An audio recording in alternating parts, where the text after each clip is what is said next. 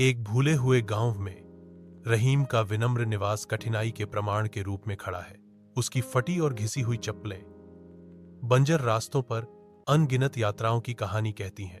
भूख से प्रेरित होकर वह जंगल में प्रवेश करता है।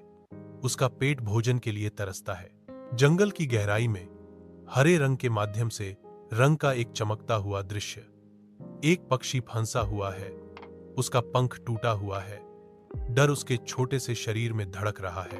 नाजुक प्राणी कांपता है। शांत जंगल में गूंजते डर का एक सिम्फनी। रहीम ध्यान से घायल पक्षी को उठाता है। उसका स्पर्श कोमल और चिंता से भरा हुआ है। अपने मामूली से घर के अंदर रहीम पक्षी को पानी देता है। उसकी भौहें चिंता से सिकुड़ी हुई हैं। नाजुक सटीकता के साथ रहीम पक्षी के घायल पंख को नरम पत्तियों से बांधता है। दिन रात में बदल जाते हैं क्योंकि रहीम खुद को पक्षी की रिकवरी के लिए समर्पित कर देता है। उसकी देखभाल अटूट है। रहीम पक्षी पर नजर रखता है, उसकी आराम और सुरक्षा सुनिश्चित करता है। रहीम के विनम्र घर के दरवाजे पर सोने के सिक्कों से भरा एक छोटा सा बैग दिखाई देता है, जो सुबह की रोशनी में चमक रहा है।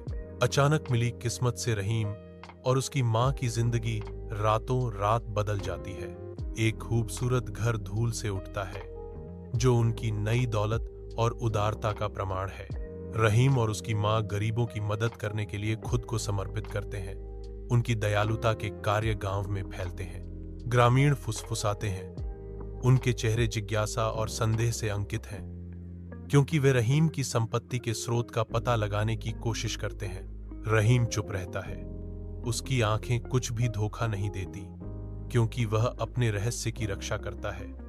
उसके ज्ञान का भार उसके कंधों पर भारी है।